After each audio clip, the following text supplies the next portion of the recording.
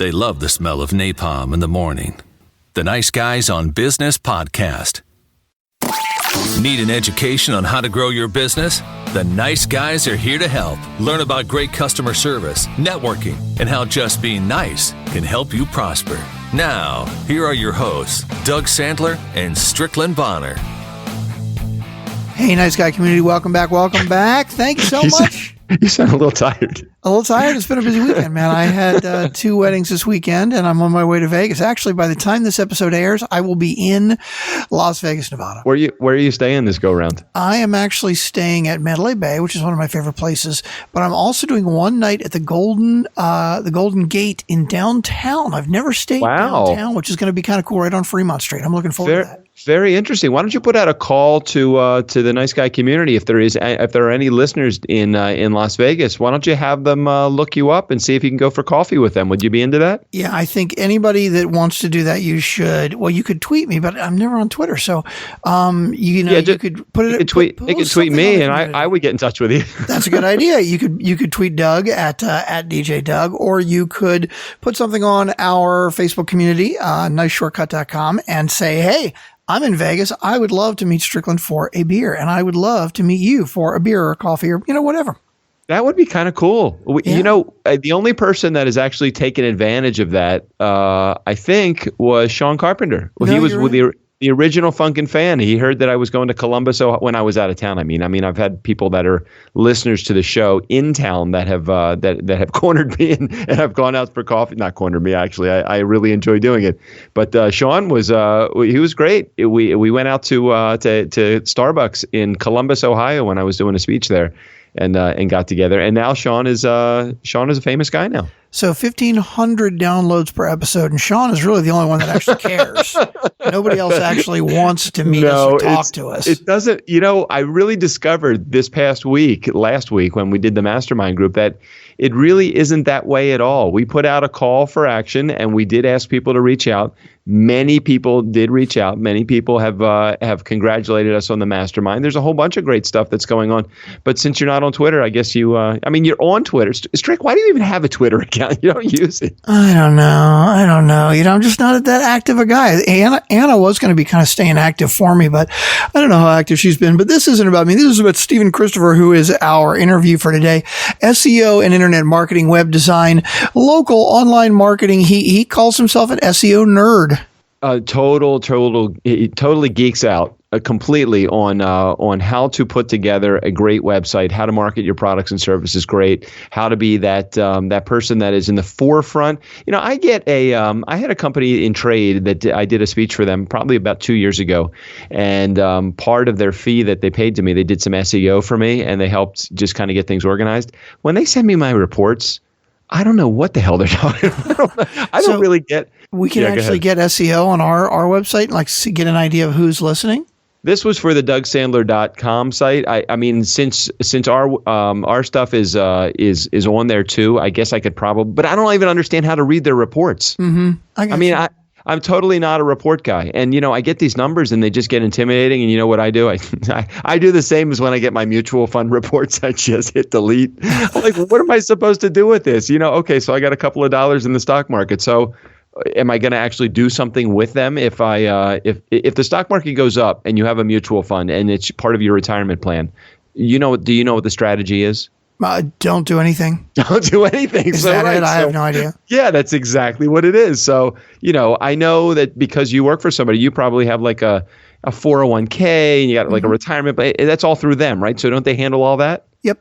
Well, you know who handles all that for me? Me. and so because I don't want to handle any of it, I have this financial planner, and he's great. His name is Michael, and he does a great job for me. But when he sends me the reports, I don't know what to do with them, because I'm like, I still got another, 107 years before I'm able to retire or something like that. So I don't know what to do with them.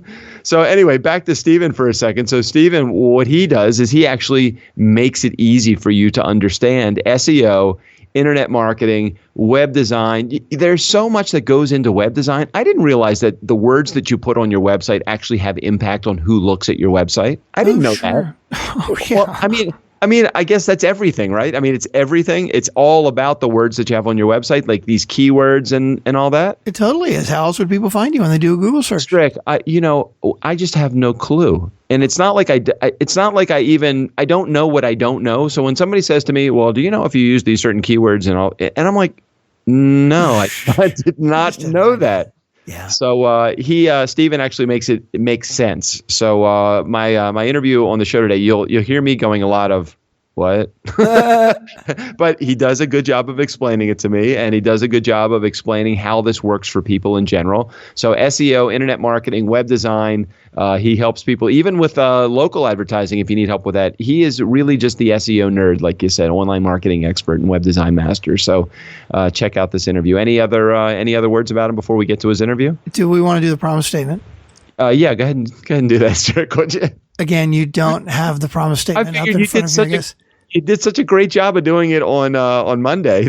Yeah, to provide a learning experience that is entertaining and adds value to your life. So if we are not doing that, listeners, please hold us to that. We want to provide a learning experience that is entertaining and add value to your life. So if we're not providing a learning experience or adding entertainment to your life, let us know. I do have good news. Yeah, what's that? So I checked out Overcast again. We had dropped to number 6 for a little while, which was still on the board, and then it went up to number 5, which was great. And as of my last check, we were number 3 again. Wow, that's good. I love that. And I'm looking. Are we still behind Tim Ferriss and NPR? Yeah. Tim Ferriss is actually number 1. NPR is number 2, and then we are number 3. What is so incredible about it? If you look at the top 10 on Overcast, the top 10 are all like NPR related shows. It's This American Life. It's NPR. It's I forget the name. Hold on a second. But that means like we're ahead of a bunch of NPR shows, that's saying a lot. Yeah, we are ahead of a bunch of them. So let me tell you. So we're still in number 3. I'm looking at it right now. Planet Money is number 1. Tim Ferriss is number 2. We're number 3. Startup Podcast by is it Gimlet? I don't know.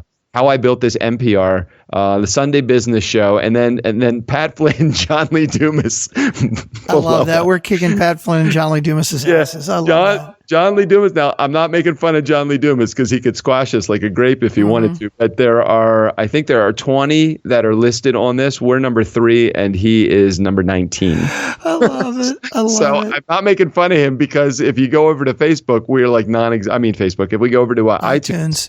We're non-existent, but it's really great to be back up to number 3 again. And last time I posted on Facebook, we were I think number 5 or number 6. I was still proud of that, and I am very proud of number 3. But man, even just for a moment, if we could, I think for like 5 minutes, weren't we number 1, or were we never number 1? I don't think we were ever number 1. I never saw it. You should have taken a screenshot of that if that was the case. I don't recall. We may have been there just for a brief second, but anyway, it's fun. So let's get to this interview with Stephen Christopher from Sequus. Real cool interview, and teaches you all about SEO, internet marketing, web design, and he is definitely a nerd. So check it out right here. Today's guest, Stephen Christopher from Sequus, is such a great boss that when his staff comes back from vacation, they actually like returning. And I've seen pictures of the inside of his offices, and it's pretty cool. I've got to hear more about this for sure. He is a pro at web design, SEO, digital marketing, and all things nerdy. Welcome to the Nice Guys on Business podcast, Stephen. Doug, thanks so much for having me on, man. Yeah, I definitely love nerdy stuff. Yeah, you totally. And I'm looking at some of the pictures in the About You section on your website. And but you're an adventuring nerd. I mean, you like whitewater rafting, and you like hiking, and you like all things outside. You're much more than just a computer nerd. Is that true? Yeah, I love what technology has done for us. But true. But me personally, I love the human aspect. So every piece of technology we look at, I think about, okay, how does this bring us together as humans, to increase our experience together? Yeah, I love it. And you had a chance to tell me anything in that preliminary question and answer bullshit that I sent out to you, but I just wanted to make sure that, people were listening. Now, sometimes I don't know. Do people actually want to come on the show, or are they actually just trying to promote something? And in your particular case, I loved a lot of your answers because really a bunch of the things that you told me about. It was like you were talking about your returning staff coming back from vacation and your family, and that's not boring stuff. That's amazing stuff. Obviously, I know why family is important to you and staff is important to you, but can I hear your spin on it a little bit? Because I can never get enough of that good stuff. Yeah, I mean, it's funny. A lot of people ask me to be on their podcast, and they're like, "Okay, well, what are you promoting?" I'm like, literally nothing. I got nothing. I got no product. Right. I really don't do it even for our digital marketing company. Like, I've been through so much in the last 10 to 15 years, and I don't know. I just want to share that. And I guess the only selfish reason I do it is it makes me a better communicator. So I'm learning a skill by doing it. Yeah, so true.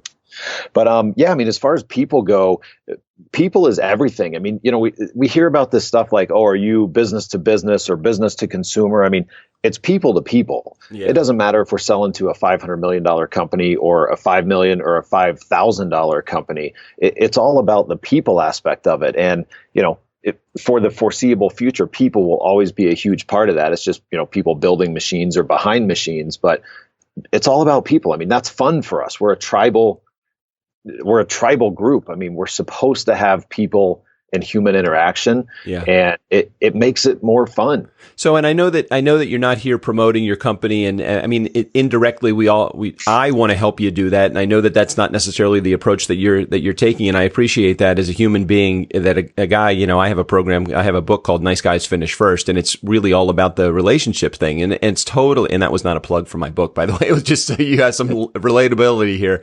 Tell the Nice Guy community what it is that Seek is all about and what you guys do, so everybody just has an idea of what is this daily thing that you go to.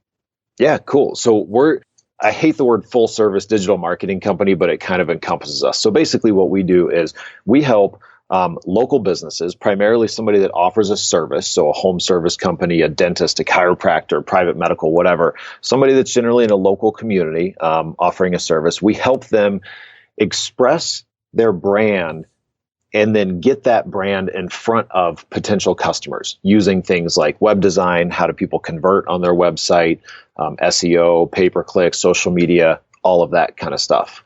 So help me for a second, because I always joke about this when I'm putting and not necessarily that the only thing that you do is funnels and help. I don't even love that word. It just sounds like such a, I don't know. In today's world, funnel just seems like a dirty word, and I know it's not. It's just the reality of it. But I always joke about when I'm putting a funnel expert together with my content. You build a great content machine but have a crappy funnel, and you're screwed. You build a great funnel and you have crappy offerings, you still get rich. So do you believe that this is the case, or is there something else? I know it's human to human, but how do you get human beings to actually pay attention with all of that amazing amount of clatter, noise, distraction? How do you put people together in that world? Add value. I mean, here's the thing. So the people that put together really great funnels and don't really have great stuff to say, and they get rich by it, it's short-lived. Yeah. So it's not going to be long-term. That's why they're always trying to think of the next thing. They have a product or something, they sell it for 6 months, and then they're like, well, okay, cool, I made $1 million or whatever. And now they're like, here's my next thing. Well, they don't ever take time to step back and think about it. What's happening for the most part is they're not really adding long-term value. So they're selling something, they're getting rich, they're good at the system. But if you just create value through your content and value through your funnels, I mean, that's sustainable for a much, much longer time period. Well, and you have tell me what you talk about, because the nice Guy community, you may not know this, and I certainly am just learning about this now. You also have a podcast, Stephen. So can you talk about, do you cover a lot of that on the podcast? And what's the name of your podcast? Let's start there. Yeah. Cool. So the name of the podcast is Business Revolution. And the premise of it is, don't just start or run a business, create a revolution in your market. So that's the kind of stuff we talk about. How much value are you adding to your community, your clients, your customers, but also how much value are you adding to your team? How much value are you adding to the people that truly contribute to your success in business? Our listener base is people that have started a business, or, maybe been running a business for a little while, and they're like, oh man, like I want to grow. And a lot of people think, okay, well, that means I need to put in 2 times more hours or 10 times more hours. And I try to bring on experts that can help people in specific areas not do that. It's actually all about working less, having better experiences, enjoying it more, and really remembering, why'd you start a business in the first place? You didn't start a business to work 70 hours a week and make half as much money. Right.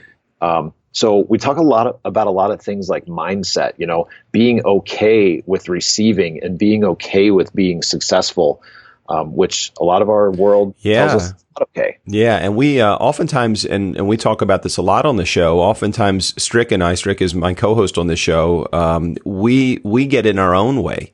We know that there are certain things that we need to do in order to be successful, and we just don't do them. The follow up is important. The emails out are important. The return phone calls are important, but sometimes we fall down on that.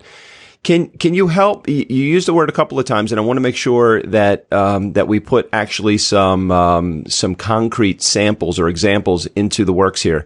You mentioned value. Can you just share maybe a one, maybe two ways that how do you add value into relationships? Everybody always says, well, if you add value, your relationships are going to be better. Is there something that is like a good action item? How do you add value? Ask questions. A lot of people think when they hear that add value, they're like, oh, cool. Like, this is what I would want. And this is what's valuable to me. And that's what they try to push out as value. But oftentimes as a business owner, what we think is valuable really isn't what our ideal client thinks is valuable. So by asking questions and engaging with your clientele and your community, you can find out what's actually valuable to them, and then kind of look at that through the filter of what you've experienced and what your skill set is, and then create that. Don't just create what you think is valuable, create what they think is valuable. And what are you using specific channels to do that? Is what would be a good channel for you? Are you talking about social media? Are you talking about face-to-face conversations? Are you talking about posts or blogs or anything like that? Or is it all of those things? Yeah, there's no one answer to that. A lot of times, running a digital marketing company, I get people that ask, they're like, hey, I want to be on all the social media platforms so that I can dominate my market. And I'm like, well, where's your ideal client hanging out? People say, oh, I need to be on Snapchat. Well, if you're selling drain cleaning in an area of, that has a demographic of 50-plus-year-old people, they don't even know what Snapchat. They don't know what Snapchat is. I don't know what Snapchat is. Yeah, I mean, I try. Like, it's kind of funny. Like, I'm right on the cusp. So I'm 36. I was born in 1980, which technically, by definition, that makes me like the oldest millennial. Mm-hmm. I'm the oldest baby boomer, 1964. So I'm with you. I'm with you.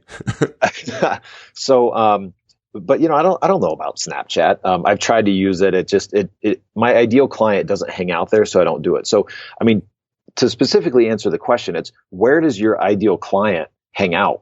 And then focus there. So just start with one. I mean, Facebook is my big one where I spend the majority of my time. I play around a little bit with Instagram, but it's better to do one thing great than do 10 things half-assed. And what's funny about that, I always tell everybody, nothing half-assed, everything full-assed or not assed at all. You got to do it that way.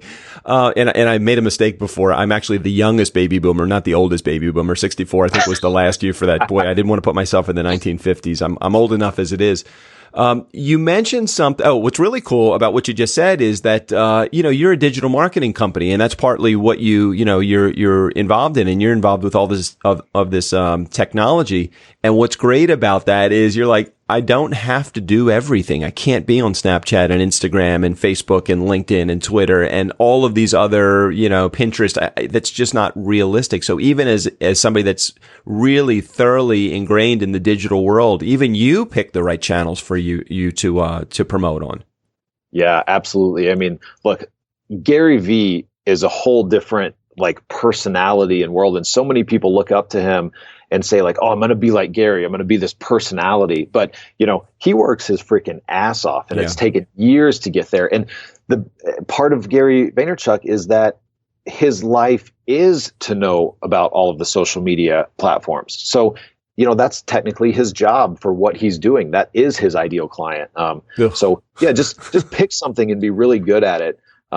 Trust me, there's plenty of business on LinkedIn alone. There's plenty of business on Facebook, Instagram, Twitter, Snapchat. I mean, just pick one and be really good at it. What I found in the beginning of promoting, I've been a professional speaker in this whole reinvention world, in the podcasting and blogging world and all that for the last 4 years. And what I found very interesting is when I originally got started, I gravitated towards the channel that I was most comfortable with, which was Facebook. And then I was finding that I was getting a lot of leads from LinkedIn, and everything ebbs and flows. LinkedIn was the darling of my business way in the beginning. And now I would say that it's completely flowed over to Twitter. And it's all about where I'm just following where my audience is going. Wherever they demand my time is the direction that I go. How have you found that your podcast has done for your exposure to through a new channel to a new market? Or are you finding that you have a lot of crossover from your folks that are listening on your podcast to the ones that are following you on whatever other social channels you use?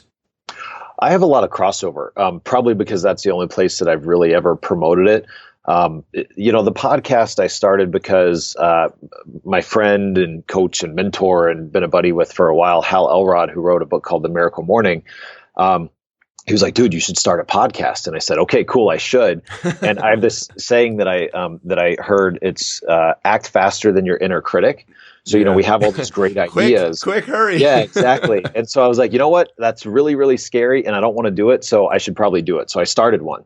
And kind of going back to the very beginning of our conversation, selfishly, I did it because I wanted to be a more effective communicator, and I wanted to be able to connect with people that generally wouldn't give me the time of day because they don't care who I am. So now it's so true. It's so true. You're talking to all these people that these people, like, no offense to you, but you never would have spoken. I'm a total idiot. You never would have spoken to me. I know you would have because you're a nice guy, and I found that out. But you're meeting all these people, that you would not have met nor have had a chance to talk to, right? Yep, absolutely. And I have no clue what I'm going to do with my podcast. I mean, it's purely add value. Like, the most recent thing that I've done is I've started to ask people to join the Facebook group because I have fun having conversations with people in there, and I found that I can help people, and the community is helping itself. So, like, when I go on podcasts, that's mostly what I tell people to do if they want to continue the conversation. I love that. I love it because finally I've met somebody that has a similar business objective that I do, and that is I don't know what the purpose of this is. And you're even a marketing guy. And that's so great because now I think the reality of it is that you're throwing value back into your mix, and you're creating an additional channel where you can communicate with your audience. But to not aggressively approach it that way is so great and refreshing, because too many people are like, bam, I got these products and services, I'm going to start throwing them down everybody's throat, and bam, I got this thing, and I'm going to sell it, and I got this online training, and all of this stuff. And it's like, guys, just stop, just be you for a moment. Is that kind of the approach that you're taking? Yeah, that's it. I mean, I figured that I'm going to learn out loud, so I'm going to learn publicly, and then when my audience starts to kind of demand it or ask for it, then I can create something. So, I can maybe run this podcast for a couple of years, and then with all the connections that I have and everything I've learned, maybe I put together a program or a book or I don't know. No, whatever, I get it. Whatever that is. You're taking the Joe Pulizzi approach to it. Build your network, and they will tell you, they will demand from you what they want you to sell them or give them or provide them or whatever it is that you want to do. They're going to let you know. Yeah, absolutely. Until then, let's just bring on cool people to the show and have fun conversations. No, totally agree. We recently had, I'm going back to something you said a little bit earlier on, and it's about this thing about being relatable. We recently had a bunch of guests on the show, and I'm not going to use any names, they sold big businesses, they had the big payoff, and that was great for them, but totally unrelatable to 99.9% of my audience, because let's face it, not many people hit something that strikes rich and it does it. Can you share a relatable story about failure with the Nice Guy community? Oh yeah, man. I got some good failure stories. All right, throw your best one at us. Best one. My first kind of real business, and real business to me means, having an office with a lease and rent and employees and all that kind of stuff, was a mortgage company. And that was from like late 04, 05 until, drum roll please, 2008. Yeah, I was going to say 7 or 8, right? Yeah, 2008. we were doing really well. I had never really grown a business before that. And so I thought, hey, this business stuff is pretty easy, right? Like we make money. Let's grow even faster. Let's use some debt to grow. So anyway, when the crash happened in 2008, I ended up holding the bag with about a little over $100,000 in debt. I had no income. I couldn't pay my rent. I couldn't put gas in my car. I had to keep my car in my garage because they would have repoed it. Oh, geez. So yeah, that was a big failure story from a business standpoint. And I learned a ton of lessons from that. But really, when I look back on it now, probably one of the biggest lessons I learned is, and it's allowed me to go on and start other businesses and also be a little bit fearless in it, is that I've kind of been at the bottom and it really wasn't that bad. I mean, some of my best memories were from when I had $5 and, me and my buddies would want to go out and, go to happy hour. It's like, all right, where can we go? And where can I get like 4 beers for $5? Who's got quarter beers tonight? Yeah. And so it really isn't that bad at the bottom. And because so many of us as business owners, we grow quickly in the beginning, and then we let this fear of loss keep us from growing on that same path. Now, I'm not saying you have to be crazy and risky all the time. There's change as you start to grow that needs to happen, but it's kind of like what got us there. We forget about that and we stop doing it. So by just remembering, like, look, it's really not that bad at the bottom. Like, so let's just grow this thing at a slightly above normal pace and more aggressive.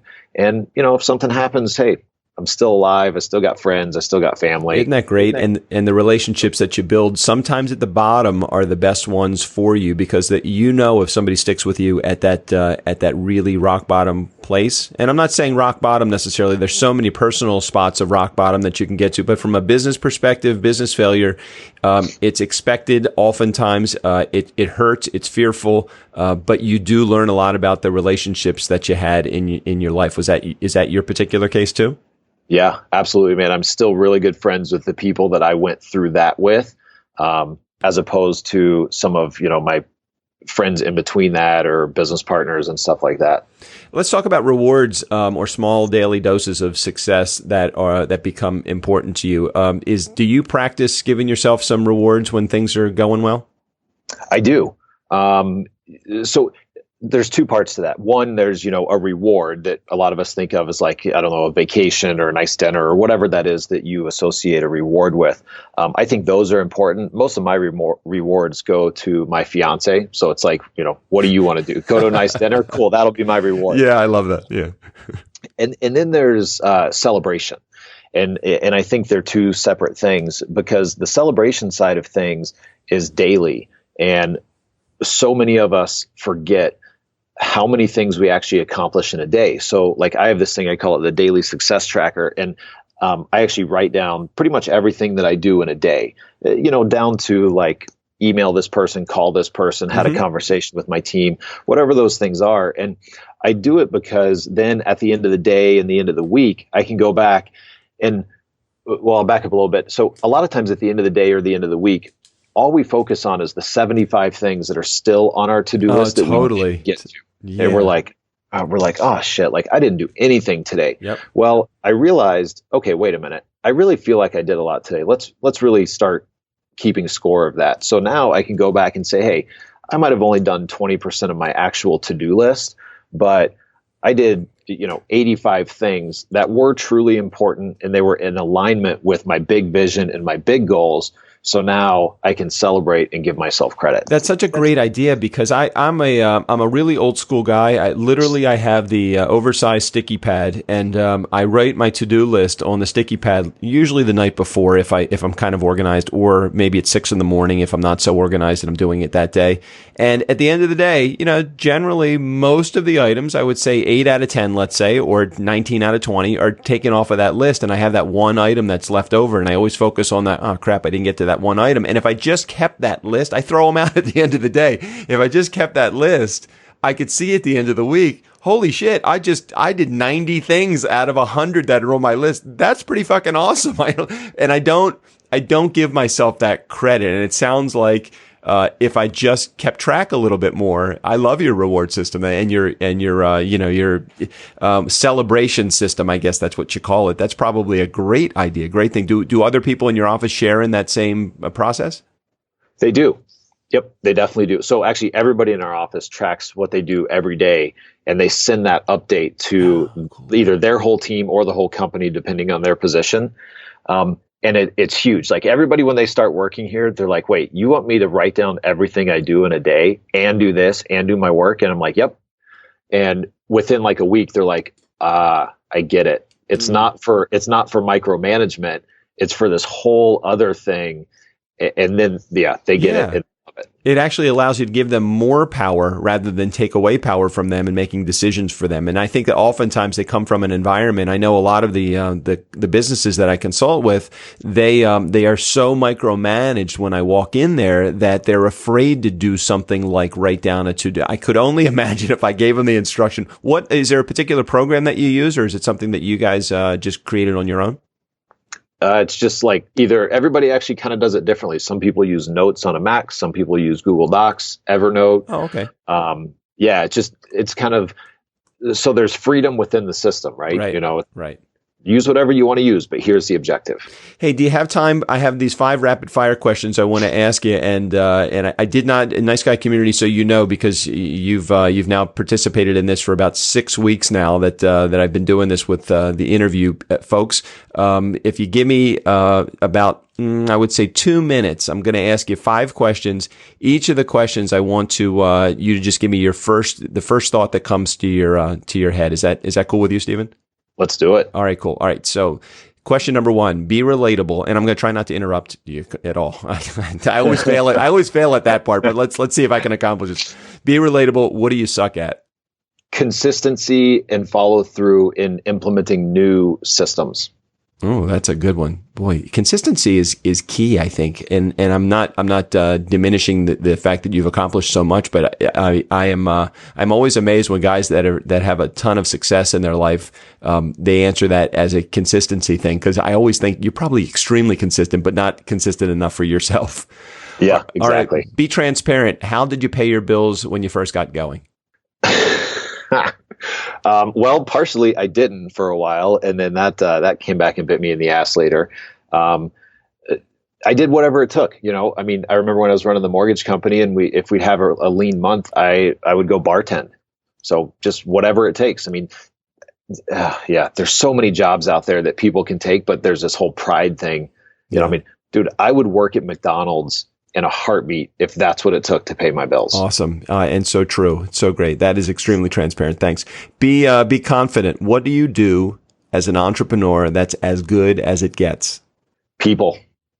I mean, it's team, man. I talk to my staff. I have individual meetings and lunches with them. I talk to my managers. I find out why are they really, really working? Not for the paycheck, but why are they really working? And then that's the things that I try to help them accomplish in life. And that's the number one reason why we're as successful as we are. Be humble. What experts did you need to call upon to make shit happen? Oh, man. I don't even know. The list is really long. I mentioned my buddy Hal Elrod, Armand Sadeghi. Jeez. I mean, the Tony Robbins group, I have so many friends within there. It's endless. Like, I've called upon so many people, and I've gotten help from so many people. It's just, I wouldn't even know where to begin. All right. Be realistic. Where are you going to be in 90 days? And this is a 2-part question. Where are you going to be in 90 days, and how far into the future can you actually see? Awesome. So in 90 days, we're going to be finishing the year. We actually starting next Monday, we have exactly 12 weeks until December 26th, and I have my whole plan mapped out. So I know exactly where we'll be revenue-wise at the end of the year, staff-wise, pretty much everything. And then how far can I see out into the future? Right now, everything is focused on we just redid our 3-year vision. So by December of 2019, it's mapped out. That's great. I usually can get about 90 days out because I can see where my income stream is coming from, and that gives me the ability to forecast some stuff. Beyond that, though, I'm not a really good long range planner. I think it has something to do with me working by myself for so long. I don't know, for 30 years I've done my own thing, and it's like I have a very hard time focused on trying to look into the future. Good answers, all good answers in the rapid fire Q&A. One more quick personal question. Do you have time for that? Absolutely. All right, great. Do you have your cell phone anywhere near you? I do. Yep, I got it now. Okay, great. I throw it on the floor behind me so I can't look at it. Do you have an iPhone or something inferior? I have an iPhone. Excellent. Good work. Which iPhone is it? Do you remember? It's a 6S. Nice. Okay. Go to your picture app or your picture, whatever you keep your photos in. What is the last photo that you took? This is cool. So the last photo that I have on here is the picture of a signed copy of a book called Surge, which is written by Mike Michalowicz. Mike was a guest on the show about 2 weeks ago. Well, I love Mike. We met a couple years ago, and it's cool. The signed copy says, "To the business revolution community, you all are on the verge of your surge." So we use it as a giveaway within the group. Yeah, that's great. And I don't know if you've had a chance to read his latest book, Profit First, but if you haven't, there's a number of even from a personal perspective, what an incredible learning lesson or series of learning lessons in that book. And Mike would actually be probably a great guest for your podcast too, if you haven't already had him on your podcast.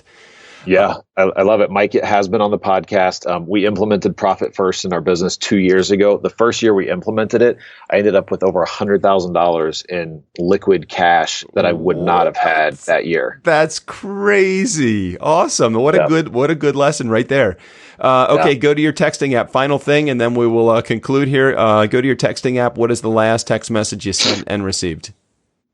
The last text message. It's probably to me. Oh yeah, no, actually, no, it's not. So I have a bunch more.